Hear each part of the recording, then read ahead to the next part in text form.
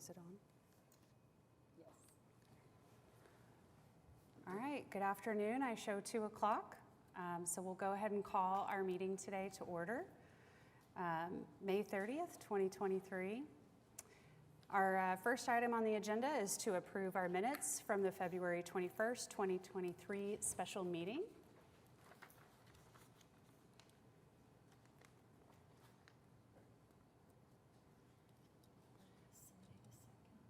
There we go.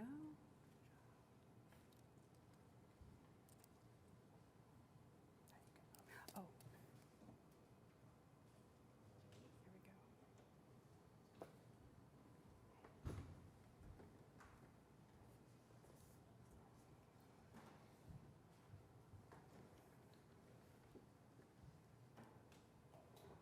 All right, motion passes 6-3. And I believe we have a comment from staff here, Ms. Regina Story. I just wanted to explain that item A for consideration is just a housekeeping for the secretary to be able to sign documents going forward since we're a brand new board. Very good, thank you. So item A is the resolution authorizing the secretary of the Oklahoma City Deferred Compensation Board to affix the signature of the chair, vice chair, and secretary by manual or electronic signature stamp on any necessary documents approved at board meetings or by obtaining original signatures as needed. I would entertain a motion. And a second.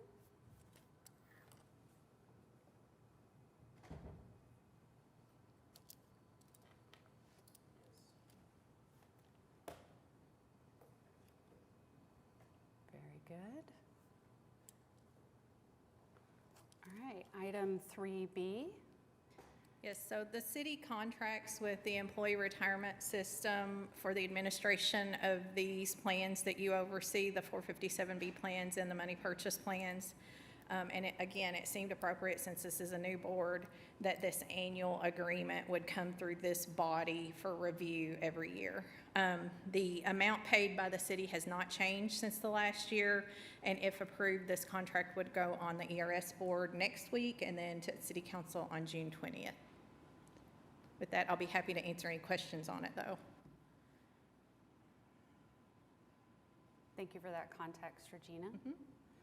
So we have item B, Administrative Services Agreement with the Oklahoma City Retirement System and the City of Oklahoma City to provide administration of the 457 Deferred Compensation Plans and the Money Purchase Plan and Trust number 8751 and number 7697 for $44,000.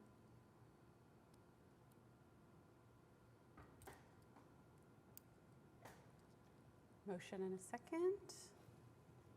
Cast your votes.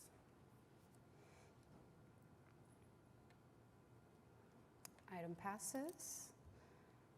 All right, so now we have item 3C, request for proposal to be advertised for investment consulting services. Yes, so the duties of the board as set forth in Chapter 40, which I think you guys all got a copy in your binders, are for this board to monitor the investments through the selection of an investment professional or variety of investment professionals. So this RFP would allow for a public solicitation of these services to help the board in decision making regarding the plans, the investments in these plans. So if approved, it is anticipated this would go to City Council also on June 20th, and proposals would be received the month following. A professional selection committee would be comprised following city guidelines, and it would be anticipated a recommendation would come to this board at the subsequent meeting. But I can answer any questions on this too. I know it's a lot. So I'll just add that now that this governing body has been established, this will help us move forward with a couple of our objectives. Our record-keeping investment policy establishment is a key priority for the board.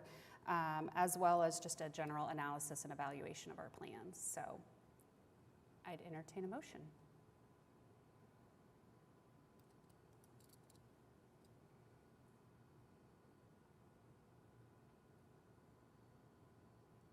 Second.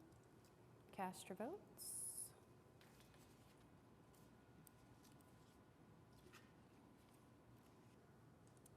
Very good. All right. So item 3D is a presentation by our Nationwide Retirement Solutions on our 457 plan. I just want to introduce Angela Buchanan from Nationwide. I'm going to hop over to run the presentation, but as you know, Nationwide Retirement Solutions is one of our vendors for the 457B plan. So I will let her take it away. Thank you. Well, good afternoon. I just want to thank the board for allowing us to be here to share a little bit about our program. We have had the privilege of working with the city for a really long time, and we've enjoyed the relationship. So I'd like to introduce our team. In our deck, it starts out the slide number 2, I guess, up there, Regina. I guess, or can I do it? I don't know. So my name is Angela Buchanan. I'm our relationship manager. I've been with Nationwide for 25 years. I've held several different roles, but really what my job is to be here to support the plan, anything that's related to the program around administration, operation, any strategies we're putting together around education with our participants and with your employees. And I work in coordination with the rest of my team we'll introduce in just a moment. So really at the end of the day, I'm kind of your stop-all person for anything that the plan needs. We work really close with Amy's team, Regina and group on a day-to-day basis, and it's been a great working relationship. So with that, I'll hand it over to Scott. Hi, I'm Scott Curtis. I've been with Nationwide 23 years. I lead a team of retirement specialists like Michelle across 5 states right now. Angela and I work really well together. We've got a little bit of a history together, so it's a really good partnership where she and I can ebb and flow.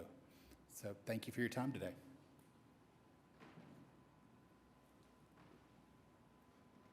Good afternoon. I'm Michelle Diaz. I've had 16 years of experience with Nationwide as a Nationwide retirement specialist.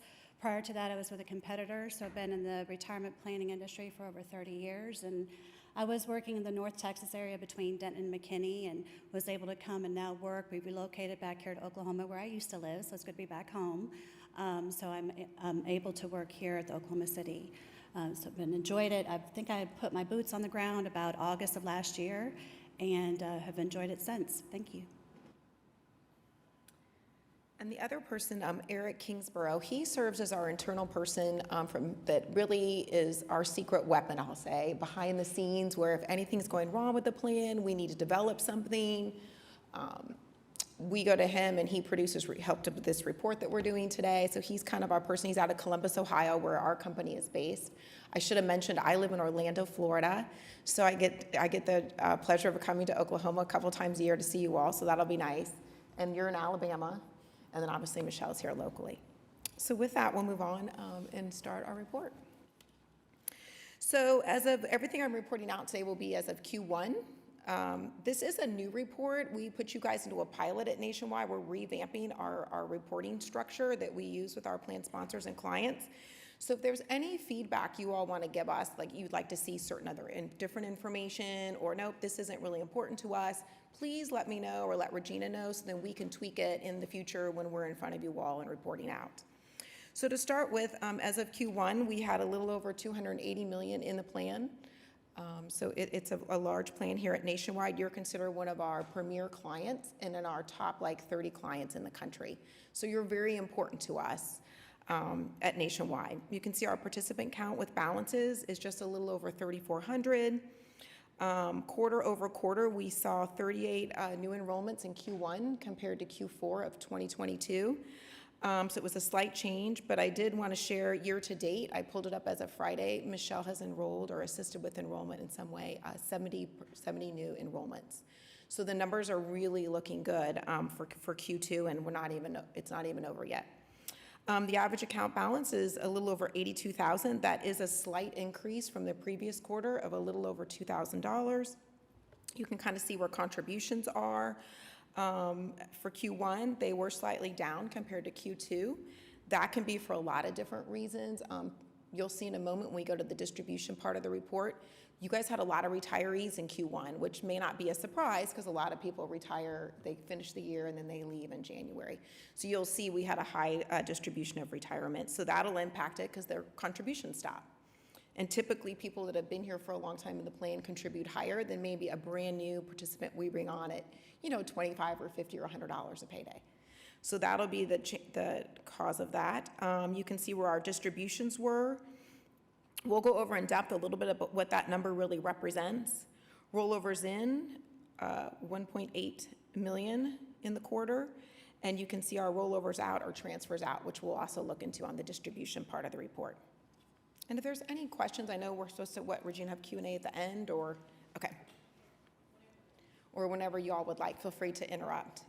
Turning to page 4 in the report. Again, just looking at the count, this is a nice breakdown that shows you the average participant age by balance. So obviously, it's no surprise to anybody that everyone that's 60 years and older in the program typically has a higher balance because they've been here longer. I did want to point out in the 29 and under, though, our current participant count is 233, and that was an increase from the previous quarter of 216. I will say, as a administrator of these type of plans, the most important thing is to get people in when they first get hired in the door. We know statistically we have a better chance of getting them in the program. They learn and grow with the program, and they end up having better retirement outcomes as a result of it.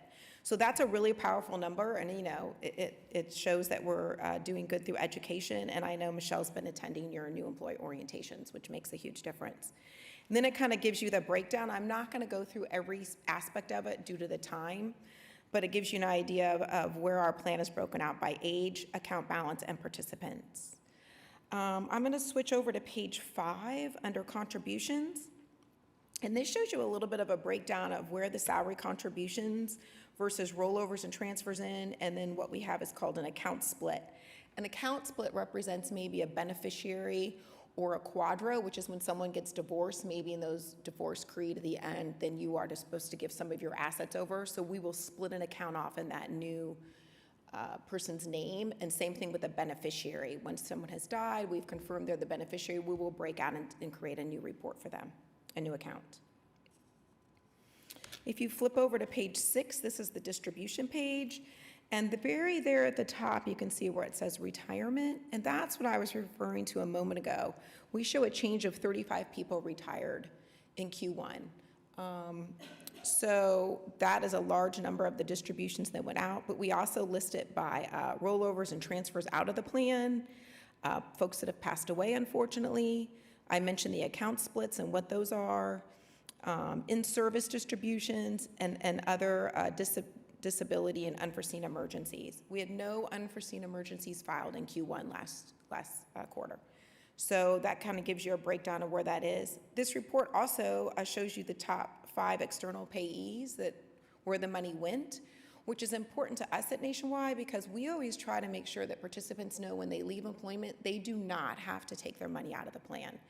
And I think they get a lot of sometimes outside information, online, through TV. There's constantly being bombarded to retirees on what to do with your money and moving into other type of investments. And so one thing that we're very focused on and hope we can partner with the city is how do we educate people that you can leave your assets in the plan. It's usually more cost effective. The oversight of this board will help with the investments, and they're probably better off than going out on their own. Moving on to the next page, page 7, is a breakdown of the asset allocation by investment option, and the next couple pages through I won't cover, actually gives it by fund with ticker symbol, participant count, and actual assets within that investment option. But this kind of shows you how it's broken down by the asset class. No surprise, the fixed account has the highest assets, but you'll notice in the bottom far corner of the slide there, 60 and over, at least over a third of that money sits with folks that are older, which is exactly how the fixed account's supposed to be used. We will find that people obviously get more conservative as they enter retirement. And so what we don't want to see is someone 25 and all their money's in the fixed or part of their money. So that's kind of what that represents. And again, a breakdown by asset class per age. So the next couple pages, 8, 9, cover the breakdown of the assets. Pretty self-explanatory. There was a typo in the report where the last section says charge. It should say change, not charge, because that's the change of the number from the previous quarter. So I just wanted to note that for the record.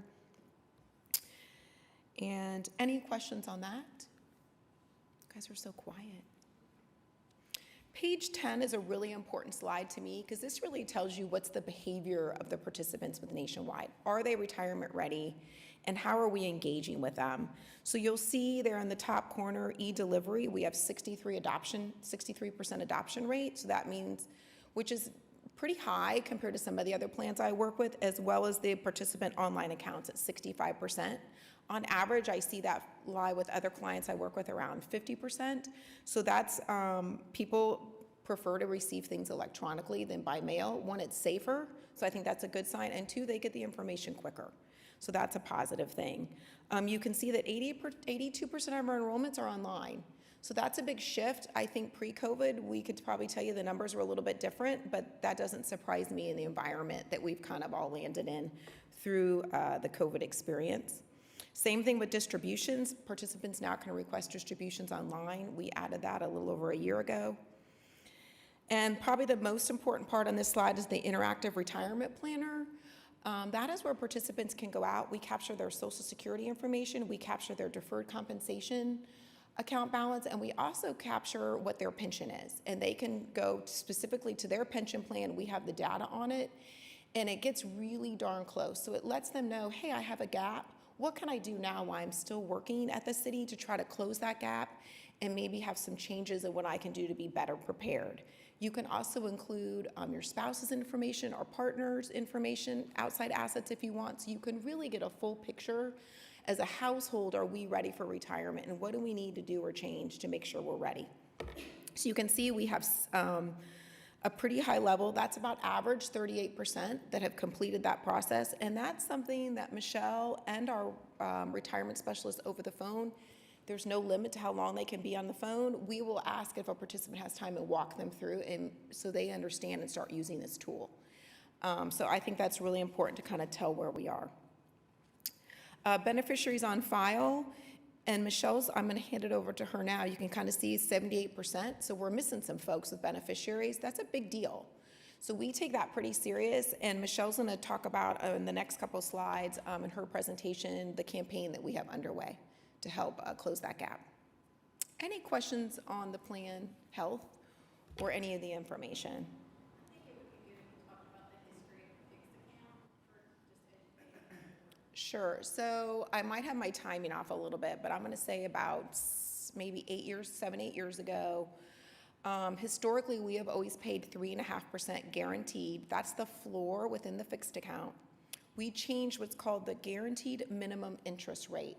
We refer to that as the GMIR. So that's the lowest we can ever pay in the fixed account. So think about the environment we were in 08, 09. We were continuing to pay 3.5% even when interest rates were almost, zero. And our fixed account has a 6-year duration. So there was a time when we were basically paying above market, extremely above market at 3.5%, and participants, experienced that, which was a positive thing for them, and took advantage of it. So what happened is we came in and renegotiated with the city and changed that. So now our guaranteed minimum interest rate is 1%. And at that time, the city decided to wall off the folks in the fixed account. So we have a legacy of accounts here where people are still receiving 3.5% guaranteed. That is walled off. The GMIR is still 3.5 on those assets, and we basically set up a new or amended the fixed contract, and everyone else is receiving a different rate. So it's kind of rewarding the retirees, which is good. The downside is you bring on new people, and if they're looking for something, they can always go to bonds and other type of investments within our lineup that offer that secure, that more conservative. Even in any portfolio, you're going to have a small amount that you're going to want to keep safe. So the rate on that, I don't even know off the top of my head. Michelle, do you know the rate right now on our fixed account? 1.1%. So it's pretty low. So maybe that's something, once the consultant gets on board, we can relook at how to kind of rebalance that. And does that grandfathering end, does that have an expiration date for Does the folks that not. are already in it? Okay. We'd have to renegotiate and have a new contract in order to remove that 3.5%. So it's locked in for those folks. So that roughly, we saw in the 60% range. I'm going to guess a lot of those people in that age 60, that 135 million, they're getting 3.5% interest, which even in this high interest rate environment is excellent for inside of a program like this. They'd have to go outside to like treasuries or something like that to find anything better. So pretty competitive. Any other questions? Sure. How do you actually calculate it? Is it based on a particular what? How you calculate your percentage? The interest rate? So it's a fixed account. It's in usually some type of long-term, some type of staggered treasuries. We come out with a rate per quarter, so we'll come out for the year that we won't pay below. You guys, again, on the folks in the plan at 3.5, that doesn't really matter. There'll be real estate in there, there's bonds. It's a combination of more secure, conservative options. And it's backed by Nationwide. It's not FDIC insured. So we're a AAA, A+ rated, so it's backed by the strength of Nationwide. And we keep a high cash pool in there just in the event that all of a sudden one day everybody said, I'm cashing out of the fixed, we would have the money to do that. So it's kind of how it works. I can provide a fund fact sheet. We update them quarterly if that's something you all want to see in the future, or I could email to anyone individually if you'd like to see it. It's out on our website, so you should be able to pull it there as well, under the prospectus. Anything else? Thank you so much. Okay, thank you for the time.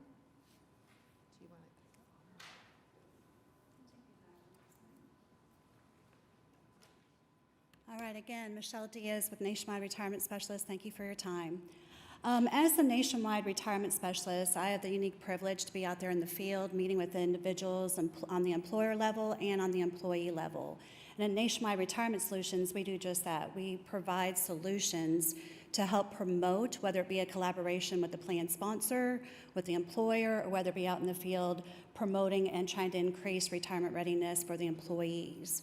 So for instance, when we look at the participant engagement slide here, when out in the field doing portfolio reviews, I noticed that a lot of individuals either did not have a beneficiary on file, or worse yet, they had the wrong person, and imagine how uncomfortable that is. So making sure that we see that in reports like this, but also out in the field. So in Q1, or actually this quarter, we are doing a beneficiary campaign by mail, by statements, by email, for all of those that have an email on file, to remind them to update your beneficiary. Cannot say that enough. So that's one of the solutions that we enjoy from this report, and also being out in the field to come forth with that. The other thing too, like Angela talked about, My Interactive Retirement Planner. We like to call it MERP. There's always acronyms. But My Interactive Retirement Planner, it's one of the many tools we have on our website, the okcdeferredcomp.com, on our website that we have that will help the employee determine their retirement readiness. Too many times I'm out in the field and I have somebody say, oh, I've got that account. And I'm like, no, as a retirement specialist, I would rather hear somebody say, hey, guess what? I'm on track to reach my retirement goal of October 31st of 2032. I wish everybody had like a stamp on them that had that retirement date, so that can help them get to their desired retirement date financially. I know it's an emotional decision, but also a financial decision. So Nationwide Retirement Solutions, we're here to provide that tool to help them come up with a solution to make sure that they have retirement readiness. So my goal in this quarter, actually next quarter, will be to do more of a campaign of workshops, department-wise, location, meet them where they're at to educate on that interactive retirement planner, MERP. Another thing I hear a lot, with employers, as they say, Michelle, people know they need to save for retirement. We have great pensions here at the city, but we know the pension's not going to be enough. So how do they know they need to save for retirement, teaching what a 457 plan is, all of the benefits of the 457 plan, but also what about how do they invest? Okay, so on our website, another tool that we have on the OKCDeferredComp.com is called MIP, another acronym, the My Investment Planner. They can go through and take a 5-question questionnaire to see, are they aggressive, are they conservative, somewhere there in between, to help them build their retirement portfolio, and that'll help me to help them during the enrollment process. So we see those situations out in the field. We see those situations listed here on this report. So with Nationwide Retirement Solutions, we do just that, is bring the solutions. So on the fourth quarter, if you want to go ahead and flip the slide. So you'll see here on Q2 this quarter, we are running more of that beneficiary update campaign, beneficiary awareness, and then also as I'm out in the field meeting individuals where they're at, helping to educate on the My Investment Planner to feel more comfortable about their investment decisions. And then Q3, really having a good push on the My Interactive Retirement Planner, MERP. It takes about 5 to 7 minutes to see, here's your pension, we will estimate that for them. Here's any Social Security benefits, you can plug in spousal information, and it technically, you can shake that up. I call it like the retirement 8-ball. It'll say, are you ready to retire or not? And if not, how do we close that gap? So again, making this more of an account, more of a plan instead of an account. So really getting the education out in Q3 of the My Interactive Retirement Planner, whether it be department visits or whether it be locations in the divisions or the stations. That's what's important, is meeting the employee where they're at. And then fourth quarter, last year in 2022, seems like just yesterday, we had a great healthcare cost workshop and also women in retirement workshop. We brought in our experts from the Retirement Institute, from home office, and they did a magnificent job of presenting those two major concerns, because we know the elephant in the room for retirement always is healthcare costs. And then, of course, if we look at demographics, we can see that there's a lot of women that are more at risk to retire in poverty than men, so reaching that demographic too for retirement. So that'll happen again, I'm hoping in Q4. We had a great turnout in October of last year. Hope to have a bigger, better turnout this year too, when word gets out about that. So that is the campaign where we're looking at the different situations out in the field, things that we see on this report, to just go ahead and bring the solutions to those situations. Next slide. So again, like I said, a lot of times people don't realize that as your retirement specialist, I do not have an office. I like to say my office is your office, your division, your station, your location. I come to y'all wherever it's convenient. And so this is kind of my field service plan, you know, visiting the departments, the fire stations, each station, each shift at least 3 times a year. So that's been wonderful to see the different districts and 37.5 stations. So rotating my day through that. And then, of course, attending the biweekly new hire orientations. That's always my heart, to make sure that as a new employee, whether they be 18, and they're just getting younger and younger every time. But anyways, whether they're 18 or they're starting a new chapter in their life and maybe starting a new career at 50, making sure that they are prepared for retirement with the pension and the 457 plan. And then, of course, monthly department visits, breaking out to just have little group sessions, department visits based on the department head schedule and permission. And then, of course, the police department visits are broken down to headquarters quarterly, and then reaching each of the divisions at least twice a year, because again, it is important to meet the employee where they're at to help them to plan well and save well for retirement. Any questions for me? Would you like to wrap us up? Well, again, it was nice meeting some of you today. We look forward to the opportunity to be in front of you again in the future, at your future meetings, and thank you for the time.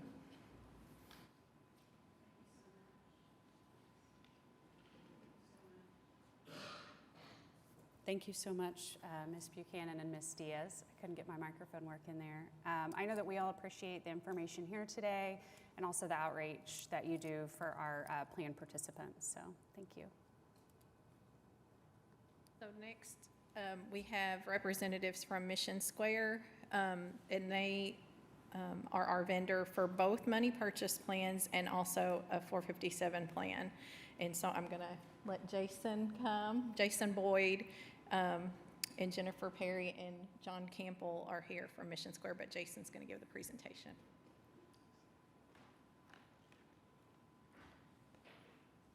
Thank you, Regina. Appreciate it. Good afternoon, everyone.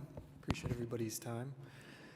As Regina had mentioned, my name is Jason Boyd, Relationship Manager with Mission Square Retirement, and Jennifer Perry.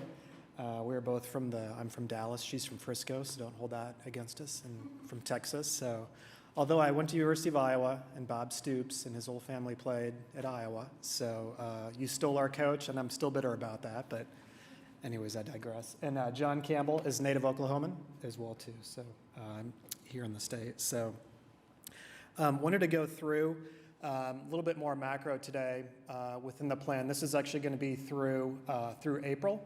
Wanted to have it even one more month recent, and whenever we convene again, can either do quarterly or whichever the board prefers. As Nationwide had mentioned, anything that you wish to see added to the reports or omitted, I have thick skin, so more than happy to do that for y'all. If you can please go to the next slide. So 457 plan ended in through April 30th. Overall balance at 137 million and change, and that was a nice tick up.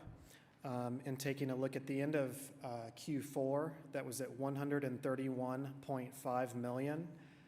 All plans, as we see in the upper left balance, at 187 million.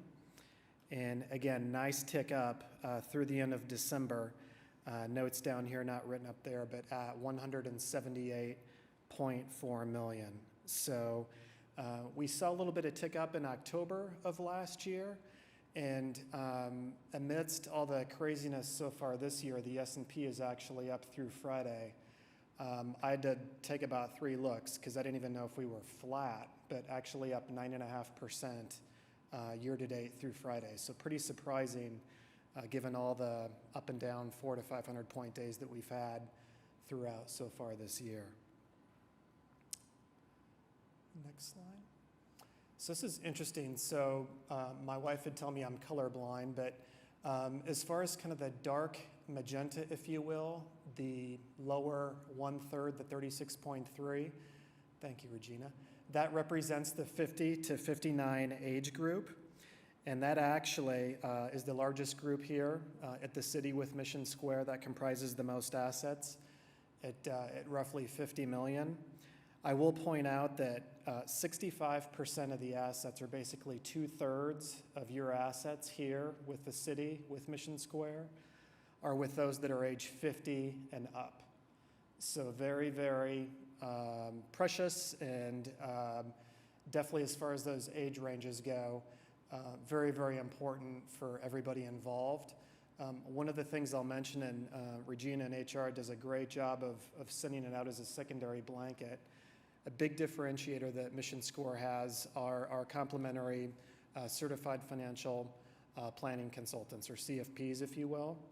I know for individuals who wish to have comprehensive planning outside of the plan, many times they're looking at $2,000, $3,000, $4,000, $5,000 plus to have those types of analysis done. That is a complimentary service that Mission Square provides for your participants. If you ask who's kind of an ideal candidate for that, typically those here at the city within retirement, about 5 years or less of retirement, or those also equally, if not more important, those who are already separated from service that are still in the plan. We would love to have them get in front of a CFP. That is an all virtual complimentary service that we provide. We have a group now roughly of about 20 CFPs. So definitely more than necessary to handle all of your employees here. But with that, again, that is a comprehensive, holistic plan. So they look not only at the assets here with their City of Oklahoma City plan, but also external as well. Next slide. So focusing on the upper half, kind of that violet color to the far right under 2023, those are citing contributions. So just about 2.5 million in contributions through April 30th. And then there was a small sliver of roll-ins into the plan. Roll-ins would be outside qualified monies, so other retirement, like 401ks, other 457s, that participants could roll into their 457 plan here at the city. And roll-ins totaled roughly about 340,000. Looking at the bottom portion for rollouts, obviously a number that we love to see low, not high. Under 2023 so far, for rollouts out of the plan through April, just about at 2.8 million. And as you can see, relative to last year, substantially down. What we saw in 21 and 22 were a lot of prevailing incidents with the pandemic. For individuals here that are age 70 and a half, even if they're still active, they do have access to actually roll those assets out. But we've seen that subside a pretty great deal so far year to date, which is always good news to report. Questions so far on any of those? Pretty straightforward. And I'm going to pass over to Ms. Jennifer for the education and communication update. Good afternoon. I'm not as tall. Hi, I'm Jennifer Perry. I'm the leader of our education team here locally, so I wanted to talk about our education stats. Regina, if we could go to the next slide.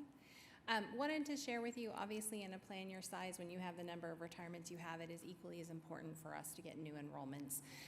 As you already heard from earlier, that's an ongoing, continuous battle. That's something that John does. He goes out, he works at all of your different facilities, he goes to all the different sites, he meets with all the individual employees. I know that he's been to a few coffee shops and had some retiree meetings as well recently. So John has been with us here. He started at the beginning of the year, so he is new to your plan, but he is not new to the city of Oklahoma City. I won't talk about his college preferences, but we'll just say it's real close. Did want to mention that we did have 25 different enrollments so far year to date in your 457 plan. We had one new person enroll in the 401 plan. Contributions and roll-ins were already touched by my partner here, so wanted to focus more on the individual consultations and talk about the main criteria of what your employees are looking for. A lot of your employees are looking for the consultations with John that have, you know, the review of tools, the projection calculators. They have balance and estimates on both their pension and their 457 plans, which is great. We do those all day long in every location here at the city. But when we have folks who want to do a little bit deeper dive, as Jason mentioned, that CFP partner comes into play and they do those consultations. A lot of your employees, as they're leaving, are considering things about, you know, what are they going to do with their Plan B money? You know, they're considering a lot of lump sum options, huge lump sums that they might have never seen the quantities of in all of their years of service. So we want to make sure we've got some comprehensive, licensed folks who can manage those conversations, and most importantly, don't have anything to sell your employees. We want to make sure they're getting non-biased advice when they're seeking out those types of meetings. So we did begin having regular ongoing CFP webinars. Those webinars began in 2020 during the pandemic. We're now up to one webinar a week. Your employees who have a balance of $50,000 or more are automatically getting invited to those webinars, but as we've mentioned before, we don't have a capacity issue, so anybody here at the city who wants to join those webinars can. And then we also have John and myself recently on site doing individual group seminars and group meetings with folks who prefer to do things face-to-face.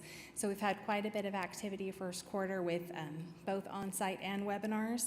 I did want to make sure that we pointed out a lot of the cities we go to and a lot of the cities we share this educational resource with don't take nearly as much advantage of these tools as your employees do. So I am thrilled that not only are we offering a service that they need, but they're actually taking advantage of the services that we offer. When we look at the number of webinar attendees, especially when we're looking at our CFPs, you have over 70 different registrants who are planning to attend a conference or a CFP webinar in the next couple months alone.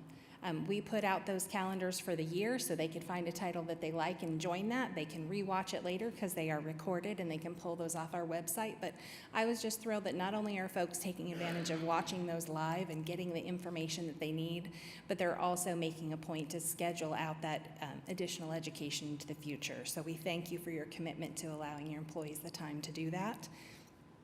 The individual consultations that John and I have had with your employees, of course, every quarter it's a challenge of getting and going into as many places as possible, making sure that we're hitting fire stations and police stations and public works and all those other buildings and facilities that you all have around here. As you know, that there are quite a few of them.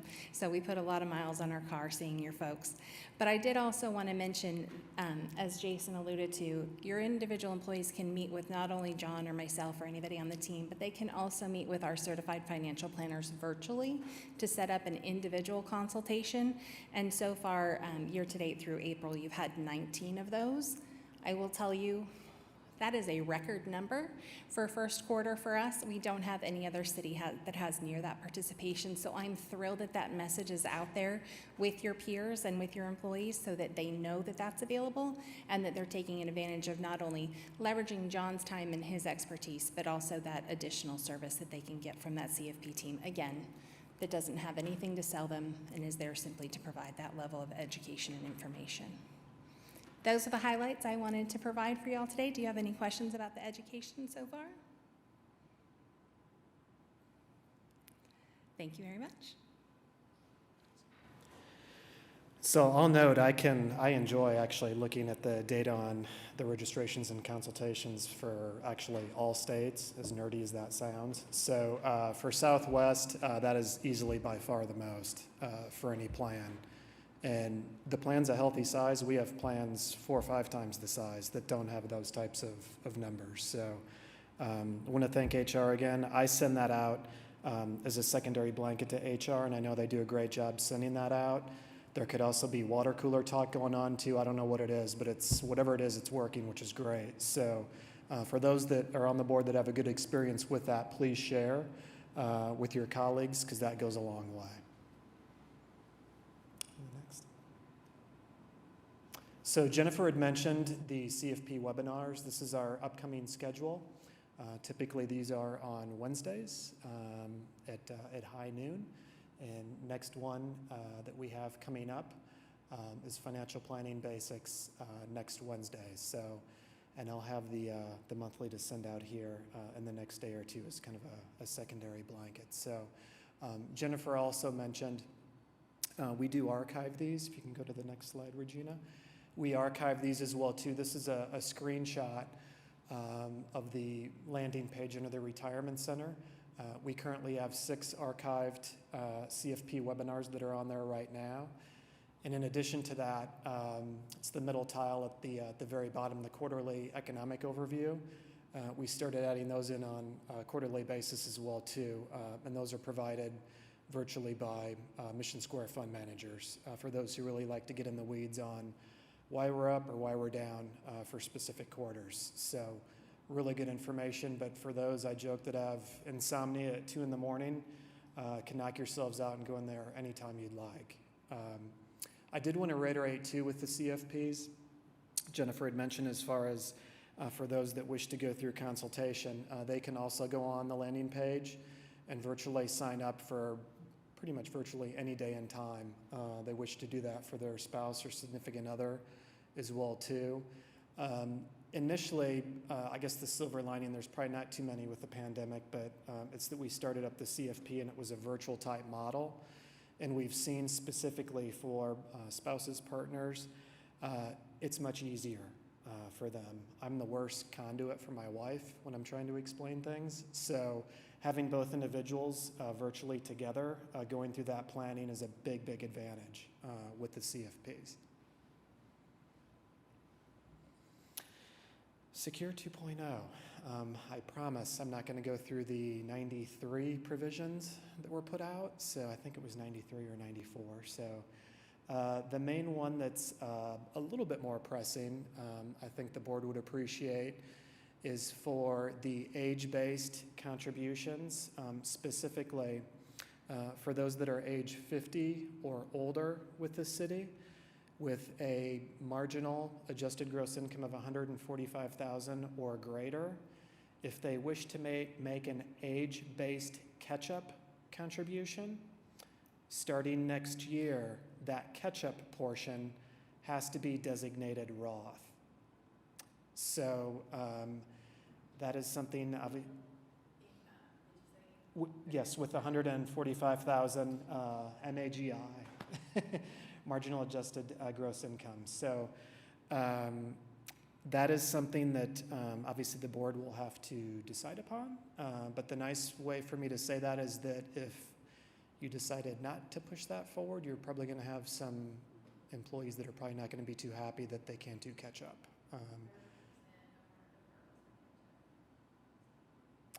So, 30% of our. Oh, sure.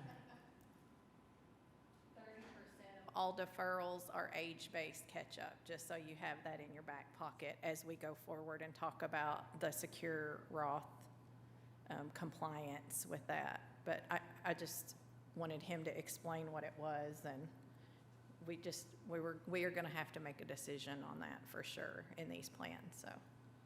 So that, I'm sure with Capitol Hill and all that good stuff, I'm sure, the catch-up portion would be after tax because it's going into the Roth, if any of you have separate personal Roth IRAs, so it is considered an after-tax contribution, so getting the taxes up front, of course, on that end. So again, that is not a requirement, so to speak, until 1/1 of next year.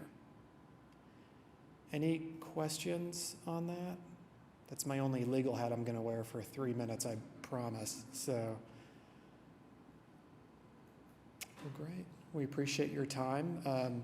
I think, again, in closing, if there's anything, I know just given the limited time, if there's anything you'd like to see added to the mission score deck or omitted, please let us know.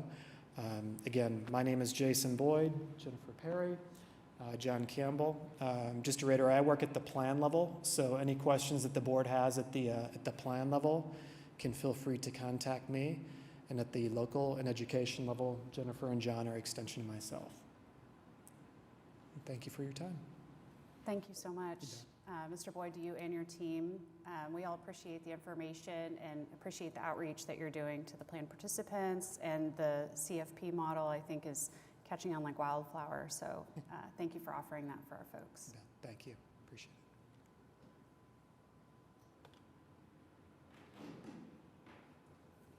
All right, so that brings us to item number 4, which is comments from the board, staff, or citizens and residents. Chair, this is Amy Madeira. I've just sent something for the board to be aware of, as well as our active employees. Many of you all know, and if you don't, the city's going to be transitioning from PeopleSoft into Oracle Cloud for the human capital management system starting in July.